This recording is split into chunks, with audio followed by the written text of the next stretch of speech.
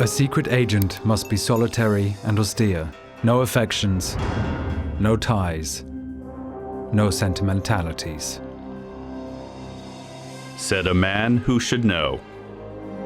Richard Sorge, Stalin's master spy in Tokyo. Sorge himself didn't follow those rules at all. He was an eccentric, loved women and alcohol, and was known for his escapades.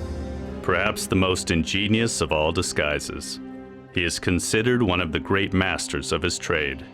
He was opposed to war and believed that he could help to avoid it by doing his work. He really was one of those people who is highly motivated by his ideology. Sorge is considered to be the master spy of the 20th century, not just by the Soviet Union, but by the USA as well.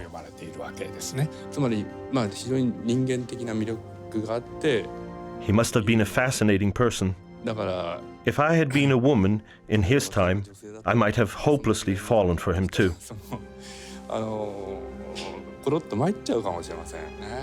Richard Sorge, Stalin's James Bond.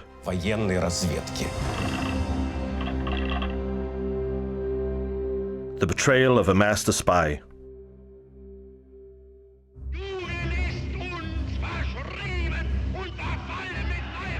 What would have happened if Stauffenberg's plot had succeeded, if Pearl Harbor hadn't taken place, and if shortly before that, Richard Sorge, a spy with conviction, hadn't fallen into the clutches of the Japanese?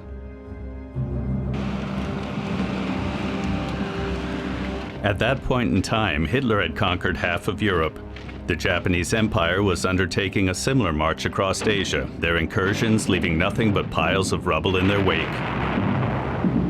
Together, Nazi Germany and Japan want to wipe out the enemy of all humankind, communism, so they joined forces against the Soviet Union.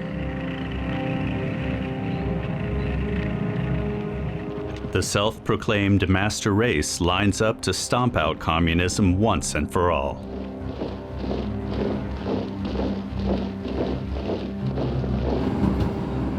Operating out of Tokyo, the committed communist Sorge completes his mission and betrays the German Reich to the Soviet Union, one dictator to another.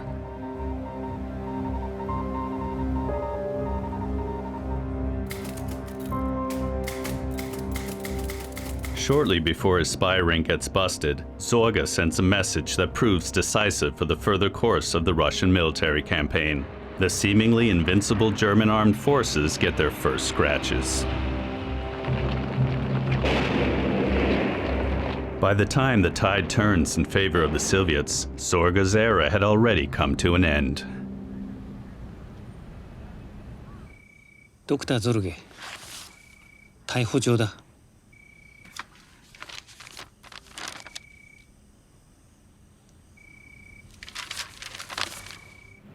The man whose mission it was to avoid war is charged with violating the law to protect the peace.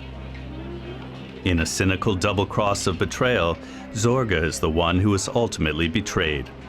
At the crucial moment, the later hero of the Soviet Union is disowned by both friend and foe alike. The ultimate anti-hero, he allows his life's work to be documented while in Japanese custody. It is both bitter and tragic that world history is not the only thing that could have been very different.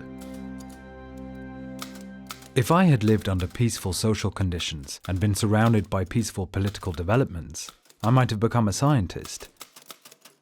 In any case, certainly not a spy. Richard Sorge, the spy that didn't want to be one, was born in Baku in 1895. His mother was Russian, his father German, two peoples that would define Sorge's life. Wilhelm Sorge works as an engineer for oil drilling machines in Azerbaijan, part of the Tsar's empire at the time. The family occupies a villa on the Caspian Sea. Richard Sorge is no child of the proletariat. At the age of 3, his family moves to Berlin. In prison, he described his childhood like this. Until the war broke out, I enjoyed the relative security commonly found among the prosperous German bourgeoisie.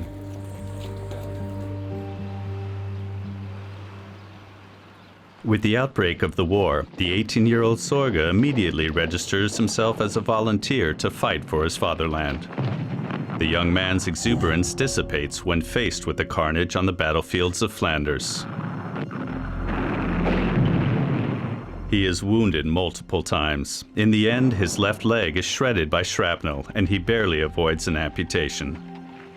Sorge is left with a lifelong limp, an Iron Cross second class, and the conviction that such a slaughter must never be repeated. This wild, bloody brawl shook me to my core. How pointless are these endlessly repeating wars? Convinced of the peacemaking power of communism, the young man devotes himself to the ideas of Marx and Engels. Sorge takes part in the Kiel Mutiny in 1918 and is active as an anti-capitalist agitator amongst the miners in Aachen.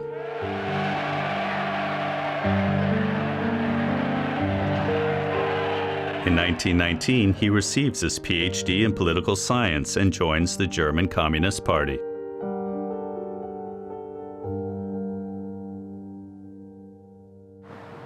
The new decade turns Berlin into the most sinful metropolis in Europe. The prudish imperial age is over. The roaring 20s usher in passion and vice, and a new era in art and fashion. No one has yet noticed that the humiliation of the lost war is gnawing at the foundations of the decade. The spirit of optimism hasn't captured everyone. Inflation is eating away at everything, including trust in democracy. The lines of social division are becoming ever more apparent. The World War from 1914 to 1918 influenced my life from the ground up. Even if other considerations had not played a role, that war alone would have made me a communist.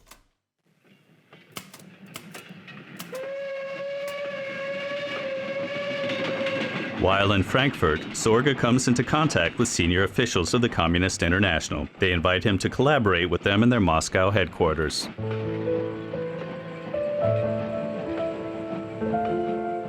Sorge does his job well. He is accepted into the CPSU and dispatched to other European countries. He draws the attention of the Soviet military intelligence services. General Jan Bersin, leader of the 4th Division, recruits Sorge for his network of agents in China. Before Sorge begins his journey, he meets the young acting student Katya Maximova. It is one of many romances, but for him, the most significant one.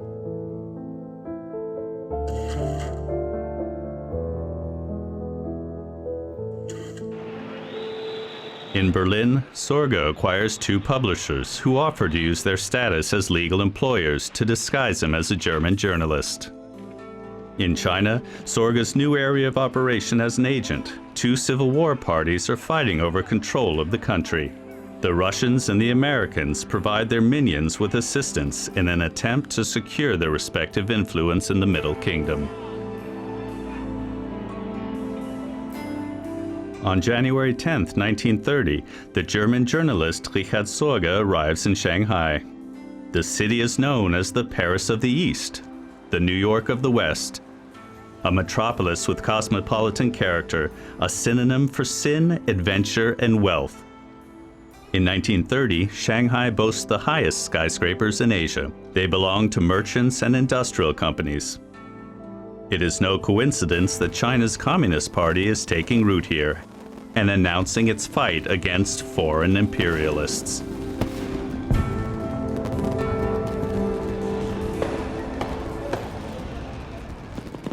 Under the codename Ramsay, Sorge begins to build a network of communist agents. In this city of over 1 million people, this jungle, flickering with chaotic rumors and secrets, anyone looking for a conspiratorial place in which people betray top-secret information and are in constant fear of being betrayed themselves would do well to turn up at the Peace Hotel. It was here that Richard Sorge met the American journalist and com intern agent Agnes Smedley. a well-known expert on China.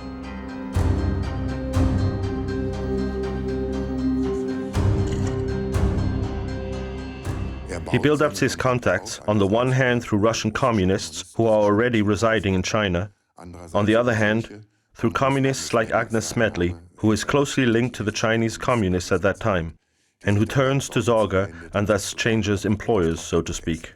She no longer works solely for the Chinese, she now also works for the Soviet Union. Agnes Smedley introduces Sorge to the Japanese newspaper correspondent and expert on Japanese China policy, Okazi Hosumi. He is a convinced communist and an opponent of Japanese delusions of grandeur in Asia. On September 31st, Japan attacks and annexes the enormous Chinese province, Manchuria. The proclamation of the satellite state Manchukuo and a bloodbath among the civilian population in Shanghai are only the earliest signs of the Japanese becoming drunk with power and wanting to first subjugate their historical enemy China and then the whole of the Far East. I felt compelled to dive into the problem of Japan as a whole, and I decided to prepare myself generally as long as I was in China to thoroughly familiarize myself with Japanese history and Japan's diplomatic traditions and practices.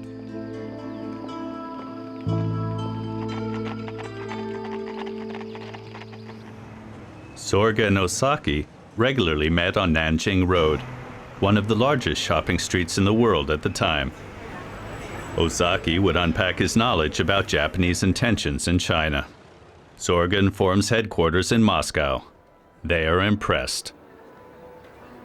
The effects of the global economic crisis are less stark in Asia than in the West. The hardships of the 1930s paved the way for National Socialism. The NSDAP takes power in the German Reich in 1933, and the new Reich Chancellor Adolf Hitler outlines the goals of his policies: to conquer new living space in the East and to ruthlessly Germanize it. The next great catastrophe looms. Stalin was very interested in having spies in Japan because the Japanese military made it very clear that the Soviet Union was enemy number one. People are alarmed in Moscow. After so easily conquering Manchuria, the Japanese military might start craving more. And at this critical point in time, Russian military intelligence doesn't have any spy network in Japan. In Japan, there was an extremely strong defense against spies. They never let the workers at the Soviet embassy out of their sight. The whole Russian colony was under constant surveillance. We needed information, and we needed it immediately. The only way out was to fall back on foreign agents that one didn't have to train. But Stalin did not trust foreigners.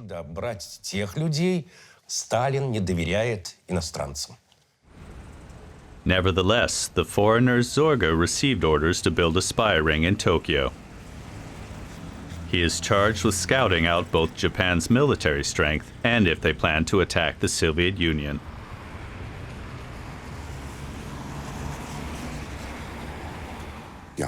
At this time, Japan is the main source of information. You have to know what Japan wants, because Japan is the defining power in East Asia. Before his departure, Sorge convinces his lover, Katya Maximova, to marry him. She would be better off as the wife of an officer of the Red Army. It is a decision that Katya will later regret. In order to avoid the strictly controlled route to the Far East, Richard Sorge travels through the U.S. on his way to Asia. He meets up with members of the American Comintern in New York. 8 years later, the connection to Japanese communists in the USA will, almost by accident, tip off the Japanese secret police to the existence of the spy ring. On September 6, 1933, Sorge arrives in Yokohama. Japan has a long tradition of imitating Western countries. Law, army, industrial goods, all copied, especially from Germany. And yet the transition into modern times has not yet fully materialized, and Japanese society is divided, even in the highest centers of power.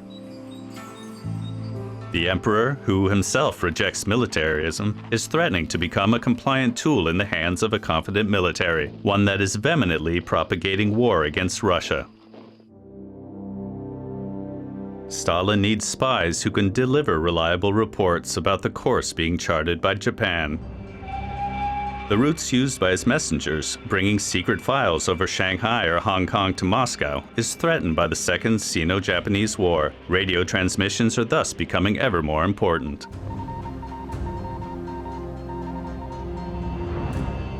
Things became difficult in 1940-41 when the colleagues in the Soviet embassy in Japan came into direct contact with Sorge. It was an inconceivable violation of the basic principles of conspiracy, because of course they were under observation.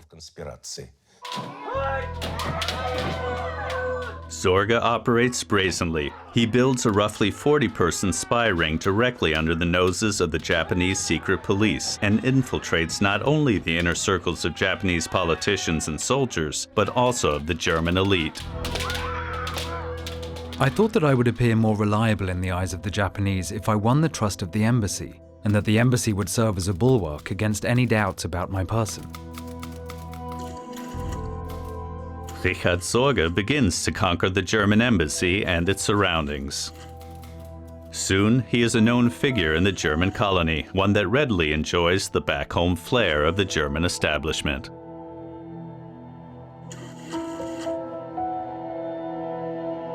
Even today, the Imperial Hotel is an ideal place for more discreet meetings.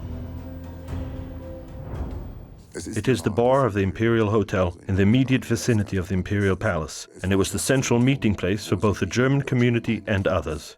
In the end, the information that Sorge became so famous for procuring certainly came from German sources, but especially from government sources.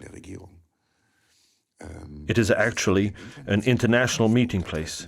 The various media representatives from around the globe meet there. Diplomats, business leaders, business representatives. It was the kind of place where you could gather relevant information, engage in harmless conversation, background talks. Comrade Branko Vukelic is responsible for transferring secret materials onto microfilm. As it came to light after Sorge's unmasking that his network extended to the very highest levels of the government, people began asking how a European was able to dive so deeply into the seemingly impermeable Japanese society. Sorge has made himself into an expert on his host country, and he counts on Japanese accomplices. The artist Miyagi Yotoku is recruited in the US, and Ozaki Hotsumi, whom Sorge knows from Shanghai, is immediately ready to cooperate. In the following years, Sorge and Ozaki meet at different locations, seldom at Ozaki's home, out of caution, often in changing places in Tokyo. On street corners or in restaurants, the two exchange news and discuss assignments together. Sorge's intellectual efforts were adding to his prestige. Ambassador Ott valued Sorge's analysis of Japan very highly. He had even commissioned Sorge to write reports that he was supposed to have authored himself. Intellectually, Sorge was moving on a very high level, Ozaki as well. He came from a top university, belonged to the elite, spoke good Chinese, was an expert in Chinese politics, and could precisely assess developments. What set their spy ring apart from others was that they themselves could submit political suggestions to Stalin.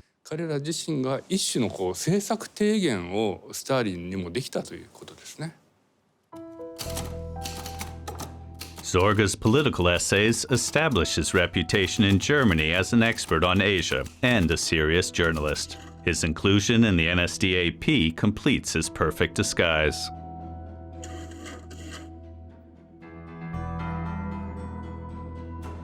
He had laid the foundation for his work. The German officers and officials in Tokyo trust Sorge and his expertise.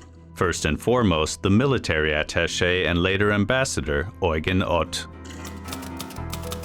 Without this knowledge, I mean my thorough research, No one working at the embassy would have been interested in speaking with me about things or asking my advice on confidential matters.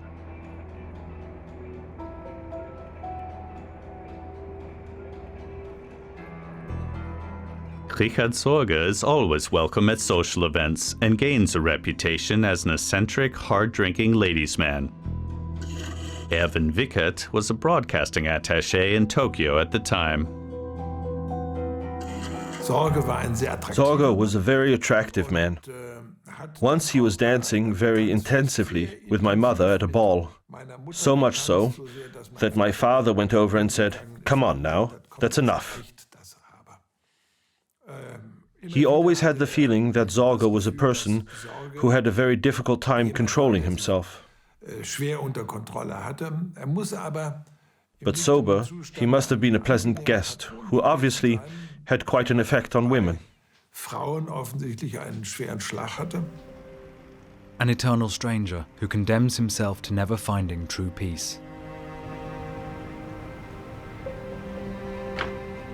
Sorge's own words and an expression of his deep loneliness. Under the weight of secrets that he can share with no one, Sorge begins drinking, often without restraint.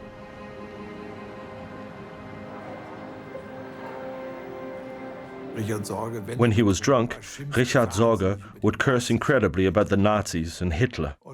And my father would rent a room for Richard Sorge in the hotel in which my father also lived, so that he could sleep there and didn't have to ride home on his motorcycle.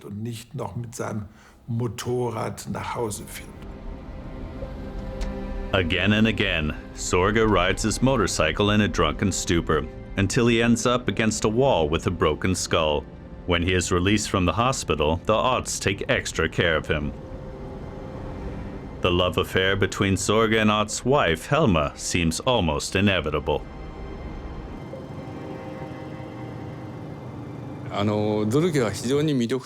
Sorge was a university assistant in Aachen. His professor there was married to a very young woman who Sorge stole away from him. She divorced her husband, married Sorge, and went with him to Moscow. But even after Sorge married the wife of his professor, the two worked together amicably. Strange, right? He even slept with Ambassador Aught's wife. It wasn't a nice story, but it is astounding that Aught also continued working with Sorge.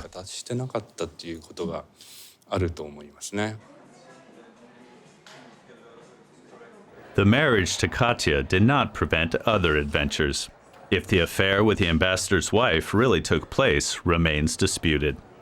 It could have cost Sorge his own neck, and his best information source, Eugen Aught, as well. The relationship between Sorge and Aught is difficult to describe. From the literature, we can gather that they were very close acquaintances, if not outright friends, but nonetheless not without mistrust. But the mistrust was not so much related to the personal relationship between Sorge and the ambassador's wife, but rather regarding the question of if Sorge isn't a bit too thoughtless when he has had too much to drink, shares too much of the personal information that he has with Aught. In May 1935, Sorge is called back to Moscow. A number of his fellow spies have disappeared, including his mentor, General Berzin. His successors, Generals Zaritsky and Artuzov, also failed to survive their appointments. Operations against spies with a foreign background began in 1936. Poles, Latvians, Lithuanians, Finns, representatives of practically all of the Soviet member states were either harassed, ordered back, stuck in camps, or shot. You could say that Stalin destroyed his secret service. In fact, he annihilated it. No one in Moscow feels safe in the face of Stalin's whims, especially not Richard Sorge with his German passport. He will never see Moscow again, nor his wife Katya. But Sorge remains true to Stalin to the end. Is he turning a blind eye?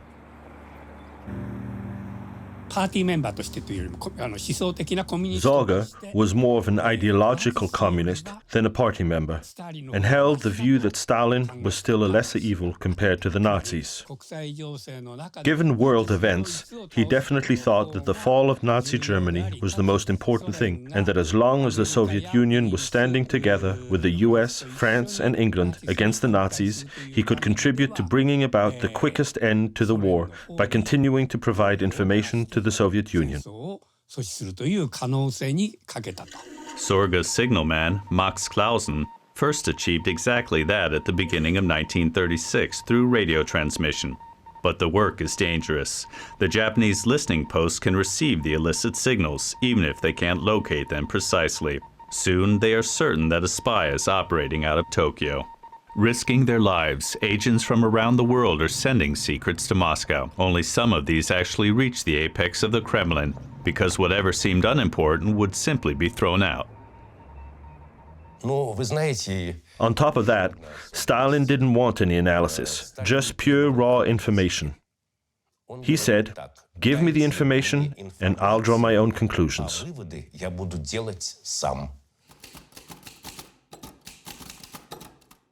Sorge's article, Revolt in Tokyo, about the failed military coup in 1936 is one of the most read internationally. His brilliant analysis of the events finally opened all of the doors of the embassy to him. He even gets his own office there. Shortly after the coup, the military attaché Ott asks Dr. Sorge for help. I had to swear to him that I would tell no one. I did that and helped him to encrypt the telegram in his apartment. Ott had asked me for help and not a member of the embassy because the matter required the utmost secrecy. My father actually described Ott as a rather reserved ambassador. And even when he knew Sorge very well, my father always assumed that he was obviously not very affable. And also, he didn't know where Sorge was getting his information.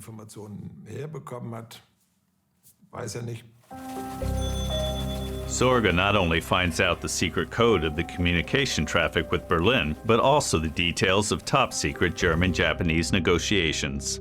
When the anti-Comintern pact between Germany and Japan is signed in November of '36, Stalin is very well informed. The pact is aimed against the Soviet Union.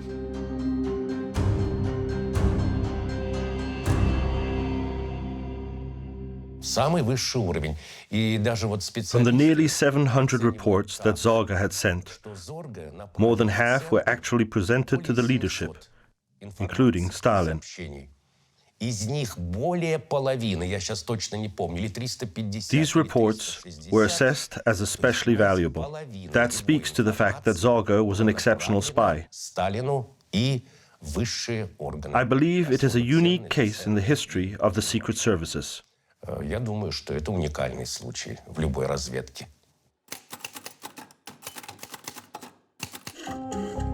The Japanese continue with their raid in northern China. But the Chinese fight back, and the Japanese continually ask for more help from the China expert, Ozaki Hotsumi. The Japanese Prime Minister, Konoe, takes on Ozaki as a governmental advisor. Sorge's spy ring has penetrated the center of Japanese power.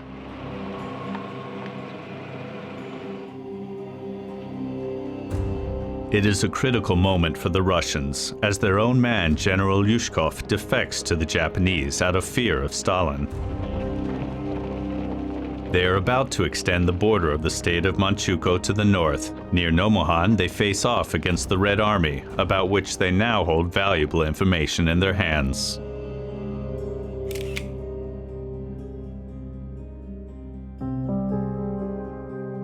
Sorge receives the urgent order from Moscow to make copies of the documents that the deserter has handed over.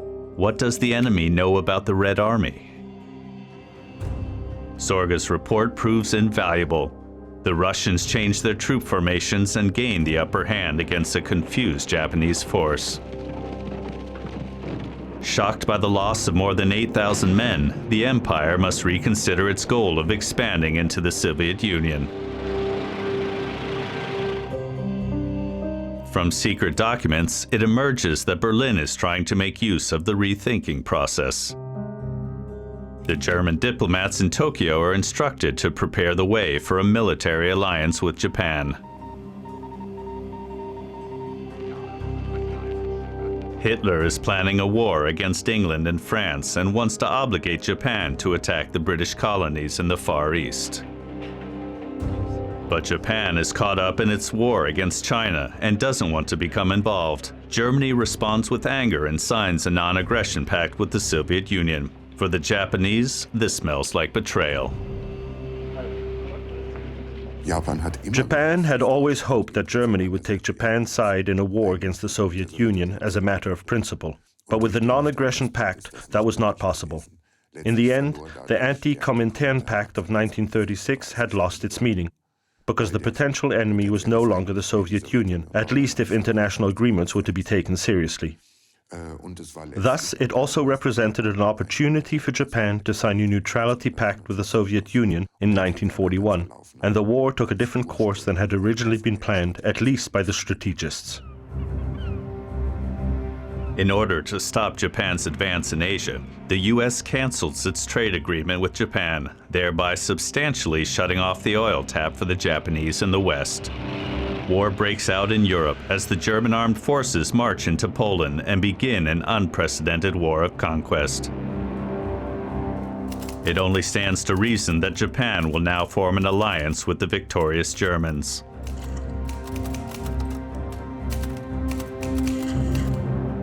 Ribbentrop sends Special Envoy Stamme to Tokyo for talks with Foreign Minister Matsuoka. During the negotiations, Sorge maintains close relations with Stamme. He has recently become the press attaché, appointed by Ambassador Ott, seen here in a celebratory mood.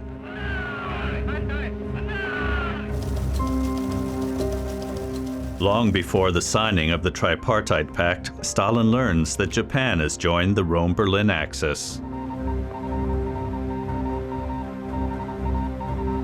The alliance intends to direct itself against England and to deter the Americans from entering the war. The nerve-wracking work of spying takes its toll. Signalman Clausen suffers a heart attack and is no longer fully in the game. Important reports are left unsent.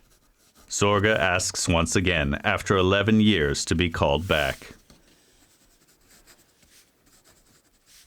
There are a lot of examples where these people, when they have worked for the other side for years, for example, I'm thinking about the members of the Cambridge Five who became severe alcoholics because they simply couldn't deal with the pressure. The uncertainty and the pressure, and always having to think about what you talk about with whom, and having to hide things even from those closest to you. Many people can't deal with that pressure over time. Sorge's request comes at a bad time because the spy ring is entering a decisive phase at the end of 1940.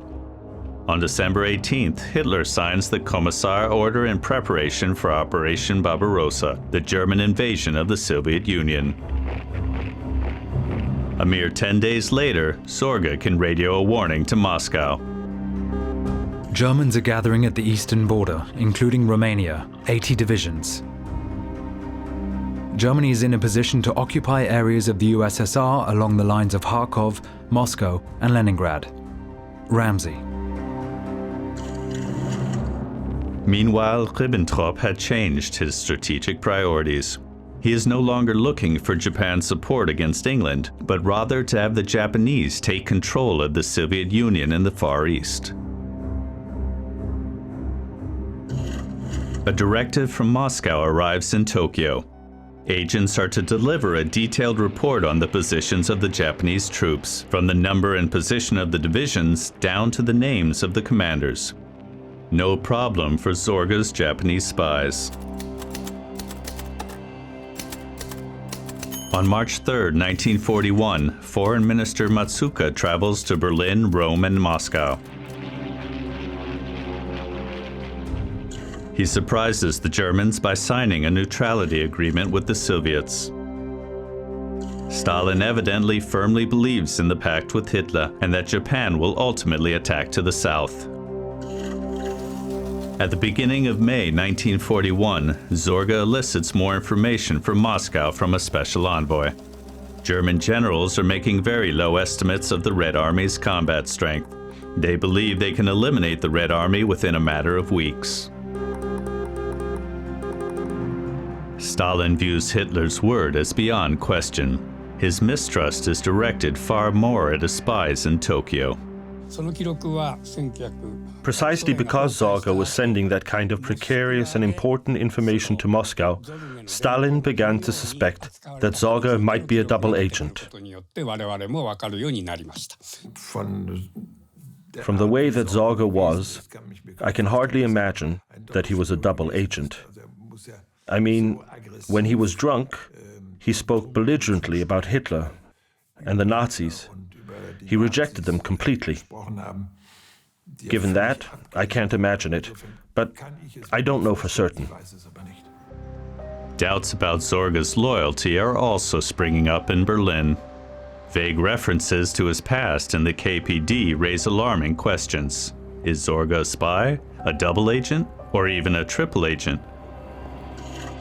Colonel Meisinger is sent to Tokyo as a police attaché to investigate. Does Sorge sense the threat? The newcomer feels very much like a foreigner in Tokyo. Sorge offers himself as a drinking buddy. Meisinger is thankful and becomes dazzled by Sorge's excellent reputation at the embassy and his personal charm. The surveillance of Sorge is withdrawn. And in the embassy, no one doubts his absolute trustworthiness. He freely comes and goes, and has or manages to gain access to Hitler's biggest secrets.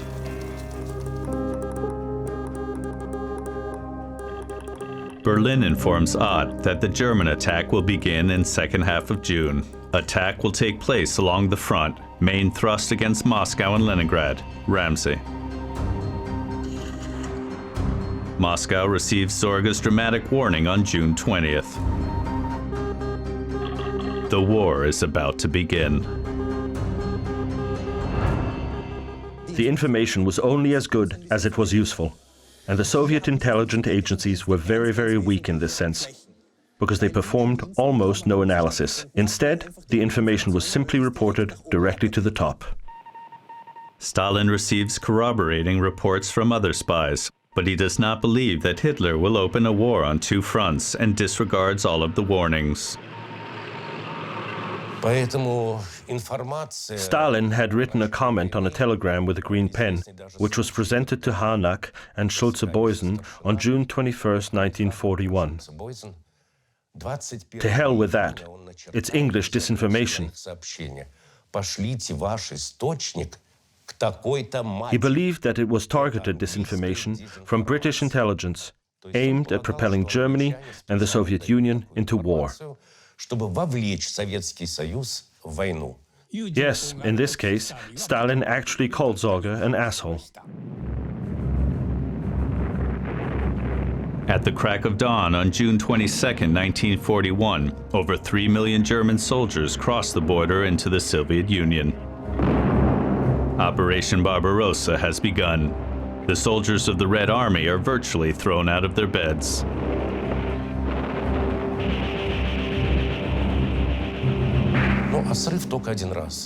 June 22nd affected Sorge deeply. According to all the stories, prison records and the memories of agents Clausen and Miyagi, Sorge ran himself ragged on June 22nd. He binge drank the entire day. His bitterness over not being taken seriously in Moscow is accompanied by increasing delusions of grandeur. If anyone annihilates Hitler, then it's me, Richard Sorge. He evidently claimed in a drunken state, according to comments later gathered from a German girlfriend.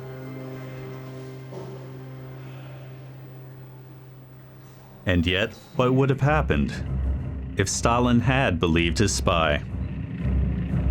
The Soviet Union now had to worry that Japan would open a second front in the Far East in order to make use of the German victory in the West.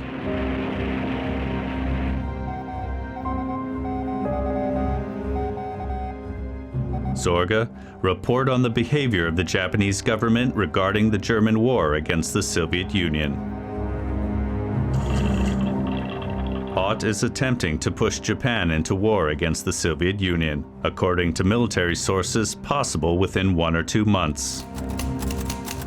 Stalin's appreciation for Sorge has grown since June 22nd, but now Sorge feels like he is failing. Japan's true intentions are unclear. An attack on Siberia can neither be ruled out nor predicted with certainty. The German armed forces are advancing into Russia, bringing the Red Army into distress. They need reinforcements from the Far East, but that would turn Siberia into a sitting duck. And then the master spy pulled off perhaps his biggest coup. After a secret meeting, which the emperor also attended, the salvific details seep out through Osaki, and Sorge immediately conveys them to Moscow. Japan will not attack the Soviet Union in the east. Stalin immediately shifts 34 well-rested divisions from the Far East to the west and is able to stop the German armed forces as they rush ahead to Moscow. Sorge considers his mission in Japan to be over. He wants to leave the country, but where will he go? Sorge had thought about returning to Moscow, but a person as clever as him would certainly not assume that Moscow would be safe for him. He had surely considered the possibility that he would be arrested and killed in Moscow. Even in Japan, he would most likely be arrested. He could have also returned to Nazi Germany, but there would have been a high risk of being arrested by the Gestapo.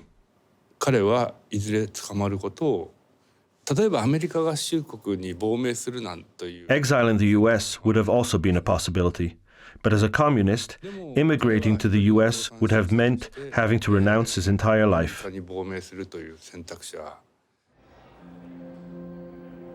As Ozaki provides Sorge with further details of secret talks between the Japanese and the Americans, neither one knows that the edges of their spy network have begun to fray, and that they themselves are now in the crosshairs of Japanese shadows.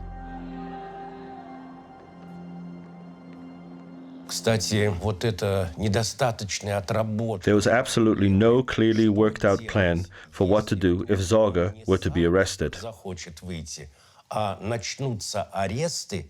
That helps to explain why the entire ring was relatively quickly discovered and arrested in 1941.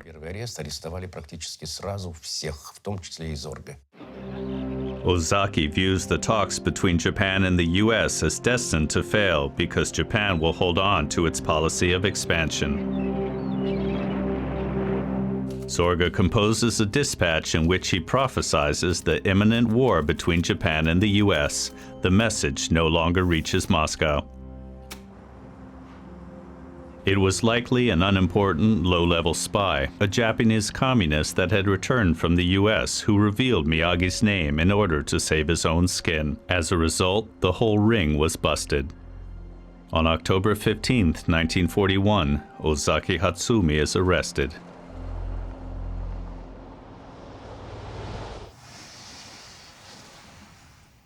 Ozaki Hatsumi スパイ容疑で逮捕する。何があったんですか? Clausen, Fukulich, and Sorge meet on October 17th. They are unable to reach Ozaki. Richard Sorge has been plagued by premonitions for quite some time. He felt abandoned by Moscow and knew that they were all playing with fire and could not remain undiscovered forever. We don't know when he came home that night, but on the following morning he was arrested by investigating magistrate Yoshikawa. Dr. Sorge, 逮捕状だ。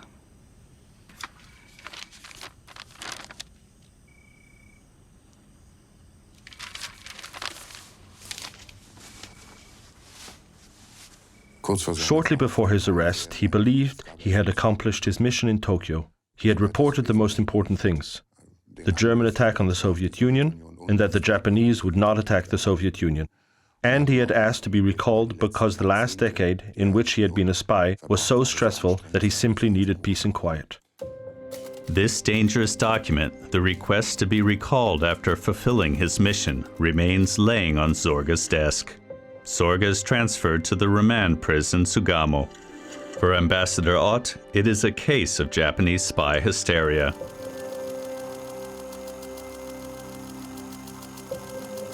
Members of the embassy and public authorities agree that the suspicion lodged against Sorge is far-fetched. There is suspicion that it is actually a case of political revenge or intrigue. Ott. When Sorge and Ozaki were arrested, the German government protested, or rather the German embassy in Japan, asking how a trustworthy National Socialist like Sorge could be arrested. Japan could not afford to insult its Axis partner, especially not now, when the conflict with the US appeared to be unavoidable.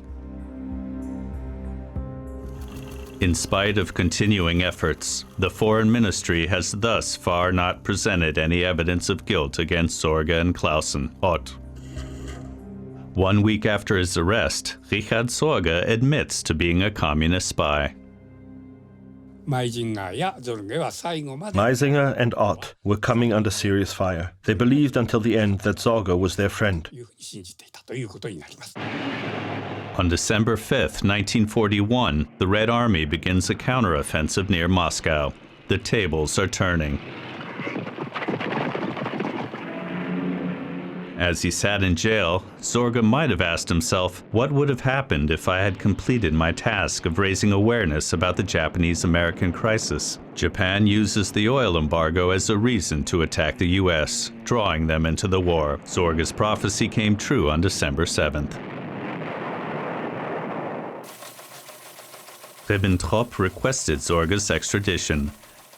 The Japanese refuse. The war has turned, and Sorge could serve as a valuable bargaining chip in negotiations with Moscow. After 5 months of interrogation, the police officer Ohashi presents his final report to the state prosecutor. Sorge addresses him with personal remarks and thanks him. For the thorough and extremely friendly review of my case, I will never forget how friendly you were to me in the most difficult time of my eventful life. Ohashi's report recommends the death penalty.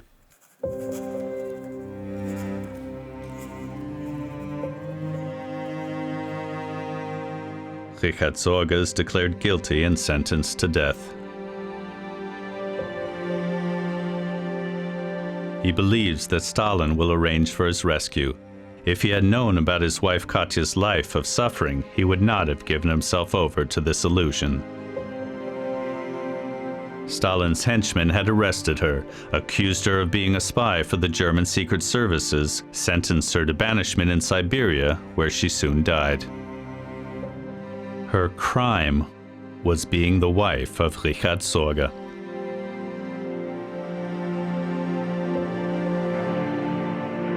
When the Japanese actually were ready to engage in a spy swap, Moscow claimed, "The name Richard Sorge is unknown to us."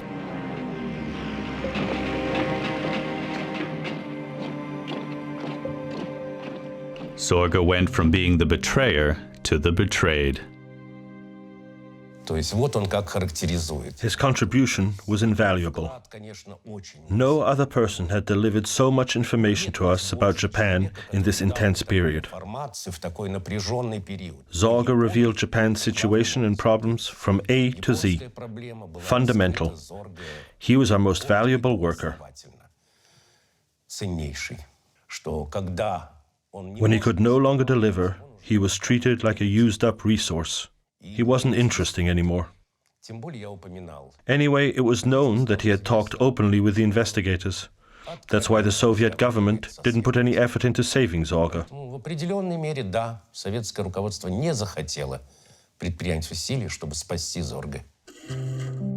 Ozaki is also sentenced to death and executed. Max Clausen receives life imprisonment. He is freed in 1945.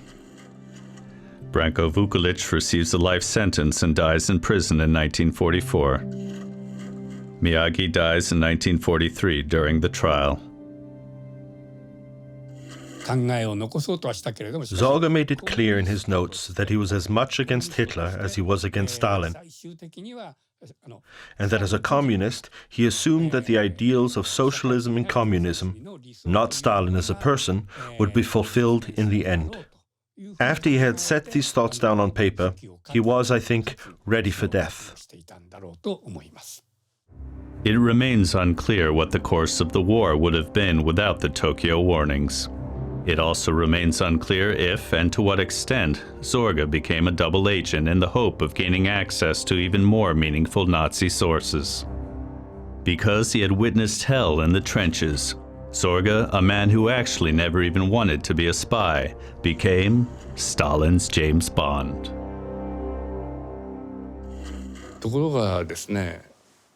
One of Stalin's greatest mistakes was that he ignored Sorge's information about the German invasion and was therefore not prepared. Sorge was dangerous to him for that reason.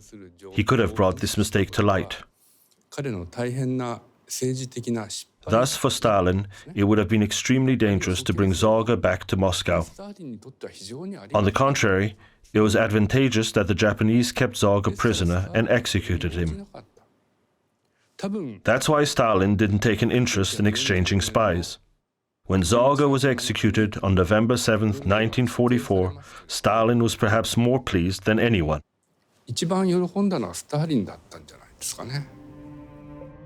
On November 7, 1944, disowned by everyone, Sorge goes to his execution.